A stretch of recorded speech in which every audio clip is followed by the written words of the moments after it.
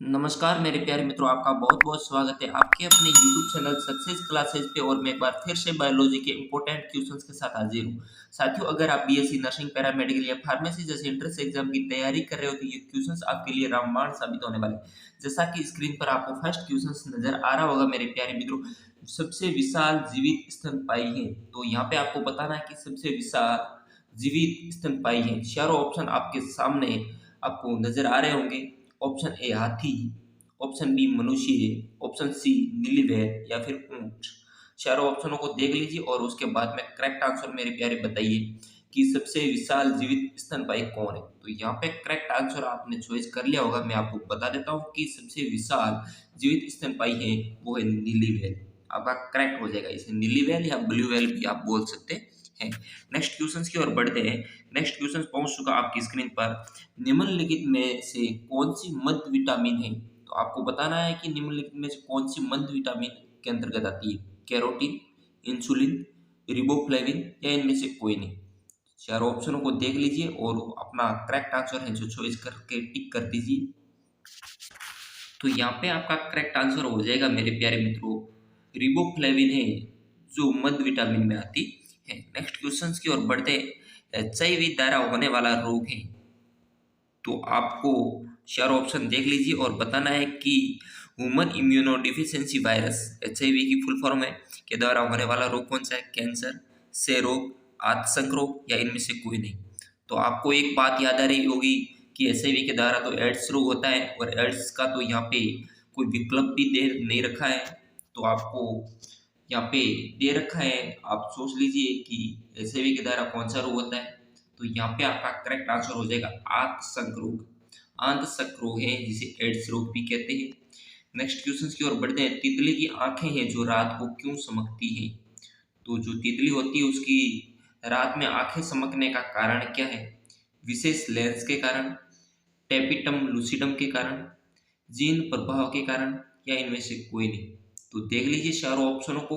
और बहुत ही अच्छा क्वेश्चन है एग्जाम की दृष्टि से। अगर आप बीएससी नर्सिंग की तैयारी कर रहे हो तो ये क्वेश्चन आपके लिए बहुत ही इंपॉर्टेंट है। तो तितली की आंखें हैं वो रात को क्यों चमकती हैं, इसका आंसर मैं आपके सामने शो कर देता हूँ। तो वो टेपिटम लूसिडम के कारण तितली की आंखें हैं जो रात को चमकती है। नेक्स्ट क्वेश्चन की ओर बढ़ते हैं। निम्नलिखित में से कौन सा एक जड़ नहीं है। तो यहाँ पे एक बात का ध्यान रखना, या क्वेश्चन अपन को कंफ्यूज कर लेता है। यहाँ पे जड़ है नहीं पूछा है, जड़ नहीं है पूछा है। इस बात का आपको विशेष ध्यान रखना है।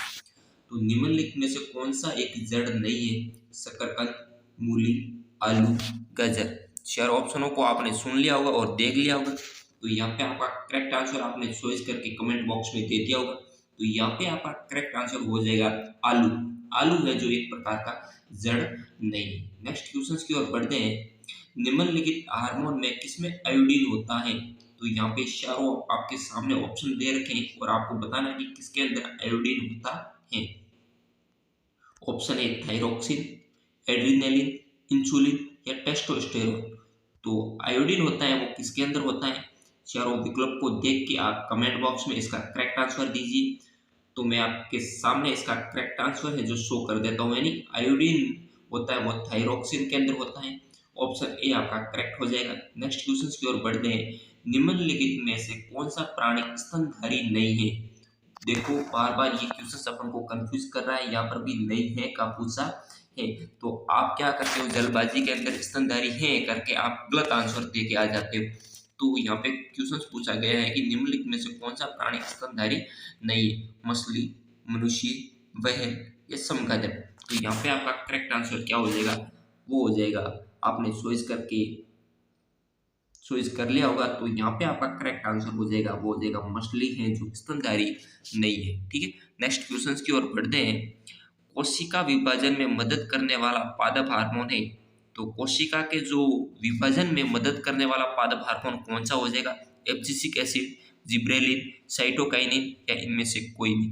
तो यहाँ पे करेक्ट आंसर चॉइस कीजिए और अपने कमेंट बॉक्स में दीजिए मेरे प्यारे मित्रों। तो कोशिका विभाजन में मदद करने वाला पादप हार्मोन है वो हो जाएगा आपका जिब्रेलिन। जिब्रेलिन करेक्ट आंसर हो जाएगा option number B. Next question की ओर बढ़ते हैं। मधुमेह के उपचार हेतु प्रयुक्त हार्मोन इंसुलिन का आविष्कार किया था। तो बहुत ही अच्छा क्वेश्चन है कि मधुमेह के उपचार हेतु जो प्रयुक्त हार्मोन इंसुलिन का आविष्कार करने वाले वैज्ञानिक का नाम बताना है। यहाँ पे चारों वैज्ञानिक आपकी स्क्रीन पर आ चुके हैं और आपको चॉइस करना है कि आपका वैज्ञानिक कौन सा है इस क्वेश्चन में। तो एफ जी बेंटिंग ने, कुक ने, स्लीडेन ने, सवान ने, ब्राउन ने। तो यहाँ पे आपका करेक्ट आंसर क्या हो जाएगा, चॉइस कर लीजिए और कमेंट बॉक्स में दीजिए मेरे प्यारे मित्रों। तो यहाँ पे आपका करेक्ट आंसर हो जाएगा स्लीडेन एंड सवान है जो इंसुलिन का आविष्कार किया था। नेक्स्ट क्वेश्चन की ओर बढ़ते हैं। बहुत ही अच्छा क्वेश्चन है एग्जाम की दृष्टि से। पीनियल ग्रंथि कहाँ स्थित होती है? तो आपको बताना है कि जो पीनियल ग्रंथि होती है वो कहाँ पर स्थित होती है, या कर्क में, गर्भाशय में, गुर्दे में, या फिर मस्तिष्क में। चारों विकल्प देख लीजिए और उसके बाद में करेक्ट आंसर जो अपने कमेंट बॉक्स में देते जाइए, ताकि आपको भी पता चले कि हमारे प्यारे मित्रों की तैयारी कैसी है। आज टोटल 30 क्वेश्चंस करने वाले हैं और आपको लास्ट में बताना है कि आपके 30 क्वेश्चंस में से कितने क्वेश्चंस हैं जो करेक्ट हुए। आप लास्ट में कमेंट बॉक्स में जरूर बताएं हमें। तो यहाँ पे बताइए कि पीनियल ग्रंथि कहाँ स्थित होती है, तो वो हो जाएगी आपकी मस्तिष्क के अंदर। पीनियल ग्रंथि है जो मस्तिष्क में स्थित होती है। नेक्स्ट क्वेश्चन की ओर बढ़ते हैं। नेक्स्ट क्वेश्चन पहुंच चुका आपकी स्क्रीन पर। गाय और भैंस के थनों में दूध उतारने के लिए किस हार्मोन की सुई लगाई जाती है? जो गाय और भैंसों में जो थनों के अंदर जो दूध उतारने के लिए जो एक सुई लगाई जाती है हार्मोन की, वो कौन से हार्मोन की लगाई जाती है? ऑक्सीटोसिन, इंसुलिन, सोमेटोट्रोपिन, या इनमें से कोई नहीं। तो बहुत ही अच्छा क्वेश्चन है। और बताइए कि कौन सी सुई लगाई जाती है किस हार्मोन की? तो आपने इसका आंसर है जो चॉइस कर लिया होगा। तो मैं बता देता हूँ कि जो गाय और भैंसों के अंदर थनों के अंदर दूध उतारने के लिए ऑक्सीटोसिन की सुई लगाई जाती है। ऑप्शन ए आपका करेक्ट हो जाएगा। नेक्स्ट क्वेश्चन की ओर बढ़ते हैं और बहुत ही सिंपल सा क्वेश्चन से मेरे प्यारे मित्रों। शरीर में लाल रक्त कणिकाएं यानी आरबीसी कितने दिनों तक जीवित रहती है? आरबीसी के जीवित रहने के दिनों की संख्या बतानी है। 60 दिन, 120 दिन, 465 या फिर 365 दिन। तो बहुत ही अच्छा क्वेश्चन और बहुत ही सिंपल सा क्वेश्चन है। तो शरीर में आरबीसी है वो कितने दिनों तक जीवित रहती है? आपने इसका करेक्ट आंसर है जो चॉइस कर लिया होगा। मैं आपको बताता हूँ कि आरबीसी की जो दिनों की संख्या होती है जीवित रहने की वो 120 होती है। ऑप्शन नंबर बी आपका क्या हो जाएगा, करेक्ट हो जाएगा। नेक्स्ट क्वेश्चन की ओर बढ़ते हैं। लाल रक्त कणिकाओं का शमशान कहलाता है। यानी यहाँ पे आया है कि आरबीसी या लाल रक्त कणिकाओं का शमशान घाट किसे कहते हैं? हृदय को, पल्लिया, वृक्क, या फिर अस्थि मज्जा। तो यहाँ पे आपका करेक्ट आंसर क्या हो जाएगा? सभी लोगों ने करेक्ट आंसर चॉइस कर लिया होगा और टिक कर लिया होगा। तो यहाँ पे आपका करेक्ट आंसर हो जाएगा, वो हो जाएगा पलीहा। लाल रक्त कणिकाओं का शमशान पलीहा को कहते हैं। नेक्स्ट क्वेश्चन की ओर बढ़ते हैं। ऊर्जा उत्पादन के लिए कोशिका प्राय किसका उपयोग करती है?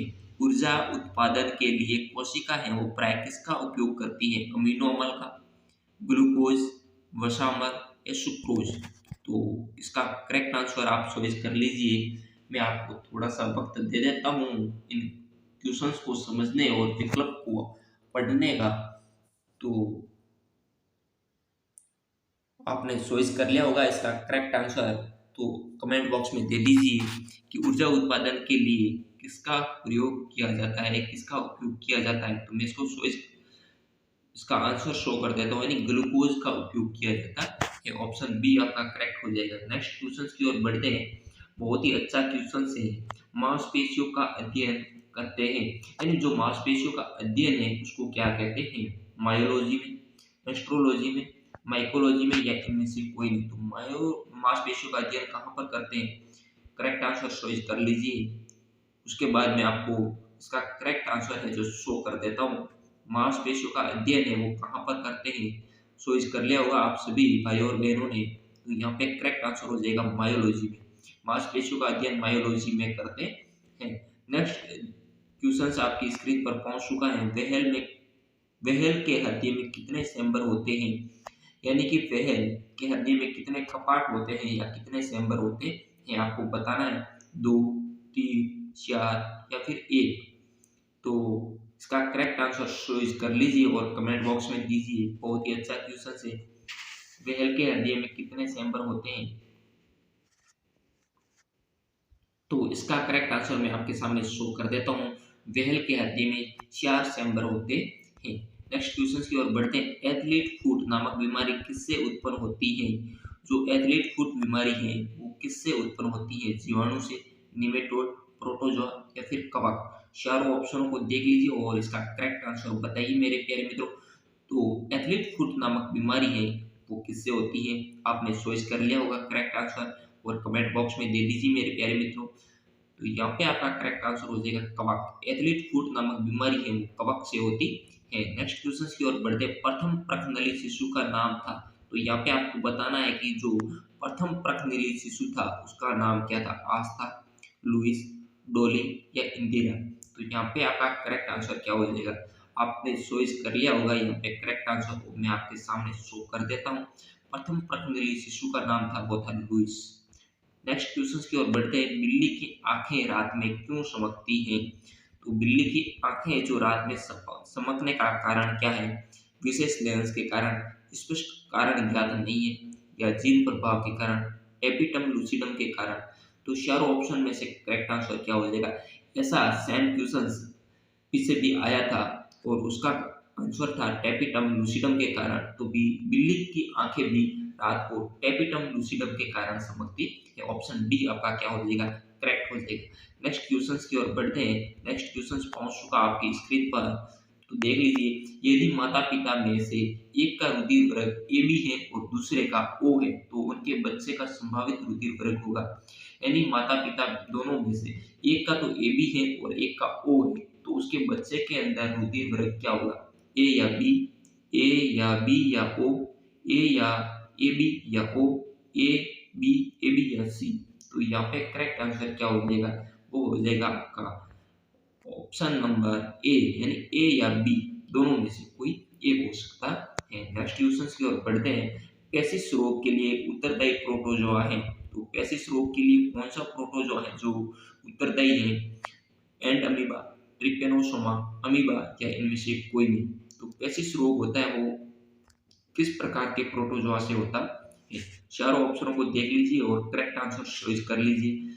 आपने इसका करेक्ट आंसर चॉइस कर लिया होगा, मैं आपको शो कर देता हूँ इसका आंसर। एंड अमीबा के द्वारा पेसिस रोग होता है। नेक्स्ट क्वेश्चन की ओर बढ़ते हैं। पारिस्थितिकी शब्द को सर्वप्रथम प्रतिपादित करने का श्रेय किसको जाता है? तो पारिस्थितिकी शब्द को सर्वप्रथम प्रतिपादित करने का श्रेय वो किसको जाता है? ब्राउन को, ट्रीटर को, खुराना को या अरस्तु को? तो इसका करेक्ट आंसर चॉइस कर लीजिए और आराम से इसका करेक्ट आंसर है जो कमेंट बॉक्स में दीजिए मेरे प्यारे मित्रों। तो इसका करेक्ट आंसर हो जाएगा वो हो जाएगा रीटर, यानी ऑप्शन बी आपका यहाँ पे करेक्ट हो जाएगा। नेक्स्ट क्वेश्चन की ओर बढ़ते हैं। क्वेश्चन नंबर 23 की ओर। तो यहाँ पे क्वेश्चन पूछा गया है कि डॉल्फिन वर्गीकृत किए जाते हैं। डॉल्फिन वर्गीकृत किए जाते हैं मत्स्य में, स्तनी में, सरीसृप में या उभयचर में? डॉल्फिन को किस वर्ग के अंदर आप वर्गीकृत करेंगे? चारों ऑप्शन देख लीजिए और इसका करेक्ट आंसर है जो कमेंट बॉक्स में दीजिए। उम्मीद है आपने इसका करेक्ट आंसर चॉइस कर लिया होगा। मैं आपको इसका करेक्ट आंसर शो कर देता हूँ, यानी डॉल्फिन को स्तनी में वर्गीकृत किए जाते हैं। नेक्स्ट क्वेश्चन की ओर बढ़ते हैं। वह ऊतक जो द्वितीयक वृद्धि के लिए उत्तरदायी है। तो यहाँ पे आपको बताना है कि वह कौन सा ऊतक जो द्वितीयक वृद्धि के लिए उत्तरदायी है। जाइलम, कैम्बियम, कॉर्टेक्स या फिर फ्लोएम? तो द्वितीयक वृद्धि के लिए कौन सा ऊतक है जो उत्तरदायी होगा? चारों ऑप्शनों को देख लीजिए और इसके बाद में करेक्ट आंसर दीजिए। तो उम्मीद है आपने करेक्ट आंसर चॉइस करके टिक कर लिया होगा। तो यहाँ पे करेक्ट आंसर हो जाएगा वो हो जाएगा कैम्बियम है जो द्वितीयक वृद्धि के लिए उत्तरदायी होता है। नेक्स्ट क्वेश्चन की ओर बढ़ते हैं। नेक्स्ट क्वेश्चन आपकी स्क्रीन पर पहुंच चुका है। एंटीबॉडी का मुख्य कार्य किसके विरुद्ध होता है? एंटीबॉडी का मुख्य कार्य है वो किसके विरुद्ध होता है? पोषक पदार्थों की कमी के विरुद्ध, संक्रमण के विरुद्ध, विपत्ति के?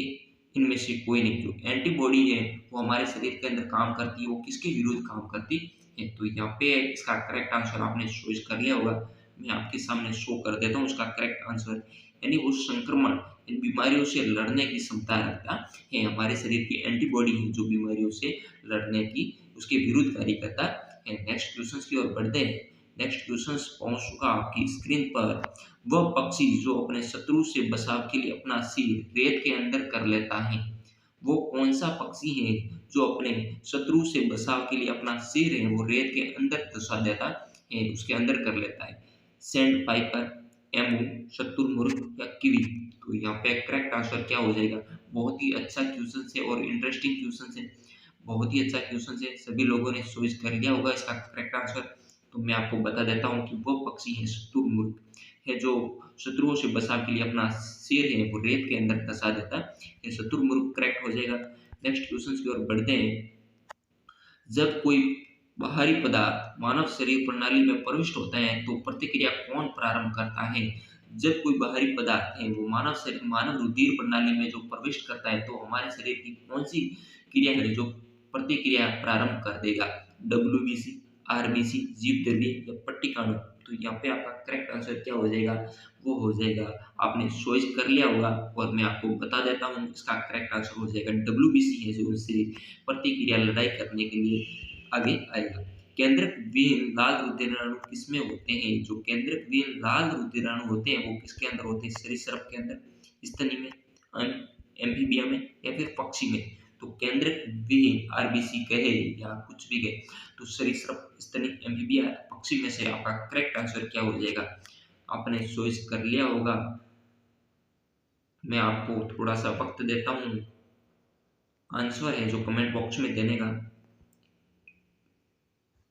करेक्ट आंसर चॉइस कर लीजिए और कमेंट बॉक्स में दीजिए। तो यहाँ पे आपका करेक्ट आंसर हो जाएगा वो स्तनी हो जाएगा।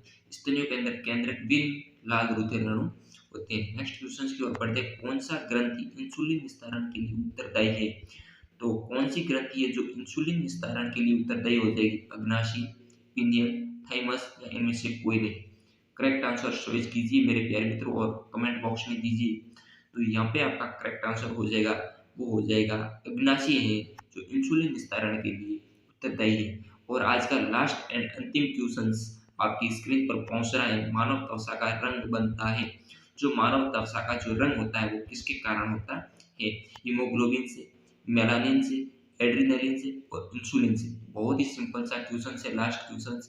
सभी लोग इसका करेक्ट आंसर है जो कमेंट बॉक्स में देने की कोशिश करिए मेरे प्यारे मित्रों, और बताइए यहाँ पे आपका करेक्ट आंसर क्या हो जाएगा। तो इसका करेक्ट आंसर हो जाएगा मानव त्वचा का रंग है वो मेलानिन वर्णक के कारण बनता है। तो ऑप्शन बी आपका एकदम से करेक्ट हो जाएगा। और ये थे आपके बायोलॉजी के 30 क्वेश्चंस मेरे प्यारे मित्रों। तो आपको बताना है कि आपके 30 क्वेश्चंस में से कितने क्वेश्चंस हैं जो करेक्ट हुए, कमेंट बॉक्स में जरूर बताएं मेरे प्यारे मित्रों। और आपको ये वीडियो कैसा लगा है वो हमें कमेंट बॉक्स में भी बताएं। और वीडियो अच्छा लगा है मेरे प्यारे मित्रों तो लाइक का बटन दबा करके हमें मोटिवेट कर सकते हो। और चैनल पे पहली बार हो तो चैनल को सब्सक्राइब कर दीजिए। और ऐसे ही इंपॉर्टेंट क्वेश्चंस आपको मैं हर रोज लेके आते रहता हूँ। तो आज के लिए इतना ही, मिलते हैं नेक्स्ट वीडियो के साथ। तब तक के लिए जय जय भारत, टेक केयर।